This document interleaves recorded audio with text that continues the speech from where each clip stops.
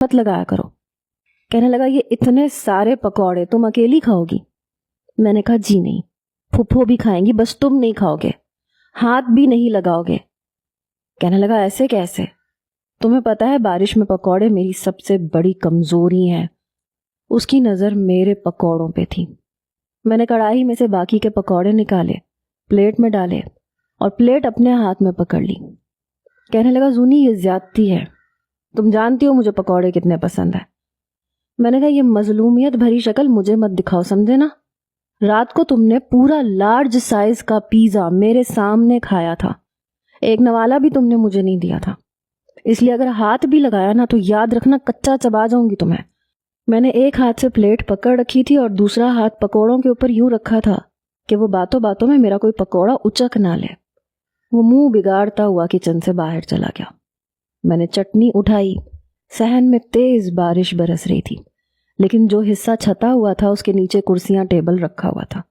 پھپھو نماز پڑھ چکی تھی، وہ آ کے کرسی پہ بیٹھ گئی۔ میں نے کہا پھپھو آپ کو قسم ہے جو آپ نے ایک پکوڑا بھی امان کو دیا، میں آپ سے بھی ناراض ہو جاؤں گی، اس کی حفاظت کریں، میں ذرا چائے بنا کے لاتی ہوں۔ پھپھو کہنے لگی اچھا نہیں کھاتا وہ بھی کرسی پہ بیٹھ گیا۔ کہنے لگا اماں یہ کیا چیز ہے، اس کی شادی کیوں نہیں کر دیتی آپ؟ ہر وقت ایک عذاب کی طرح ہم پہ مسلط رہتی ہے، شادی کریں، دفع کریں اسے یہاں سے، ہر وقت لڑتی رہتی ہے۔ یہ سن کے میرے تن بدن میں آگ لگی۔ پھر میں نے چائے کپوں میں ڈالی، باہر آ کے ایک کپ پھپھو کے سامنے رکھ دیا اور ایک کپ اپنے سامنے۔ پھپھو مسکرانے لگی، کہنے لگی جب اس کی شادی کر دی نا تو تمہیں ہی سب سے زیادہ یہ یاد آئے گی۔ جب گھر میں ہر وقت خاموشی ہوگی نا تو تم ہی کہو گے کہ اماں زونی کب واپس آئے گی، اس کے شوہر کو کہیں کہ آ کے ملوا جائے۔ یہ کہتے ہوئے پھپھو کی آنکھیں نم ہوئی تھیں، لیکن وہ کمینہ کہنے لگا میں تو شکرانے کے نفل ادا کروں گا کہ یہ دفع ہو گئی یہاں سے۔ میں چٹنی کے ساتھ پکوڑے کھا رہی تھی اور یوں چبا رہی تھی کہ جیسے پکوڑے کی جگہ میرے منہ میں امان ہو۔ میں نے کہا ایسا کریں پھپھو آپ ولی سے کہیں کہ بڑی عید کے بعد آنے کی کوئی ضرورت نہیں ہے، ابھی آئے اور مجھے رخصت کروا کے لے جائے۔ اچھا ہے میں بھی امریکہ چلی جاؤں گی، سالوں بعد آیا کروں گی تاکہ لوگوں کو میری کچھ قدر تو ہو۔ میں نے اس کی طرف دیکھ کے کہا تھا۔ کہنے لگا لوگ شکر کریں گے، لوگوں کو کوئی پرواہ نہیں ہے تمہاری، میں تو دن گن رہا ہوں کب تمہارا وہ خالہ زاد آئے گا اور اپنی بلا کو اپنے ساتھ لے کے جائے گا۔ میں نے پھپھو کی طرف دیکھا، میں نے کہا ایسے کریں آپ اس کا رشتہ دیکھنا شروع ہو جائیں، جب میری شادی ہو گئی تو ساتھ میں اس کے بھی ہاتھ پیلے کر دیجیے گا، چلو میری وجہ سے اس کی بھی شادی ہو جائے گی۔ میں نے جان بوجھ کے اس پہ طنز کیا تھا۔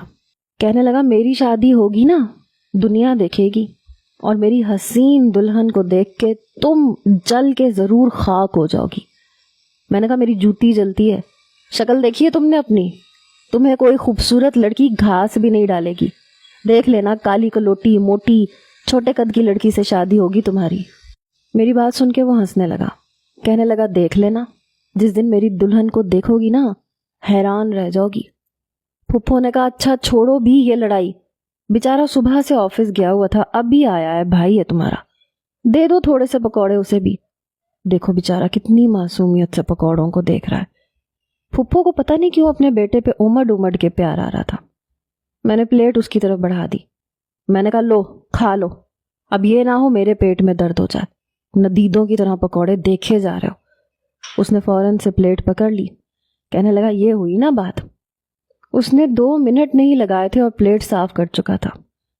کچھ سال پہلے میرے والدین کا انتقال ہو چکا تھا، میری پھپھو نے ہی مجھے سنبھالا تھا، تب سے میں پھپھو کے پاس ہی رہ رہی تھی، لیکن میری منگنی شروع سے ہی اپنے خالہ زاد ولی سے ہو چکی تھی۔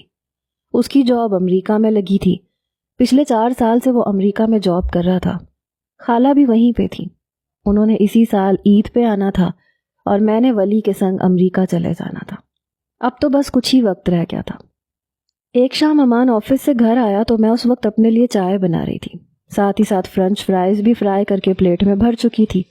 آج بارش تو نہیں ہو رہی تھی مگر موسم خاصا خوشگوار تھا۔ امان کچن میں آیا، بڑی عجلت میں تھا، کہنے لگا زونی جلدی آؤ یار، بہت ضروری بات کرنی ہے تم سے۔ یہ کہہ کے اس نے میری کلائی پکڑی۔ کیا تکلیف ہے امان، چھوڑو مجھے، چائے گر جائے گی میرے ہاتھ سے۔ میرے ایک ہاتھ میں چائے کا کپ تھا، دوسرے ہاتھ میں فرینچ فرائز۔ وہ یہ دیکھ کے کہنے لگا توبہ ہے زونی، کتنا کھاتی ہو تم یار۔ میری پلیٹ میں سے مٹھی بھر کے اس نے چپس اٹھا لی۔ میں نے کہا امان کے بچے رکھو یہاں پہ۔ کہنے لگا کیوں رکھوں؟ میرے حق حلال کی کمائی کھا کھا کے مجھے تو لگتا ہے موٹی تم ہو جاؤ گی۔ وہ جو تمہارا ولی ہے نا تمہیں دیکھتے ہی انکار کر دے گا۔ دیکھو یہ مت سمجھنا کہ اگر اس نے انکار کر دیا تو میں تم سے شادی کر لوں گا، ایسا کوئی چانس نہیں ہے تمہارا۔ میں نے کہا لعنت بھیجتی ہوں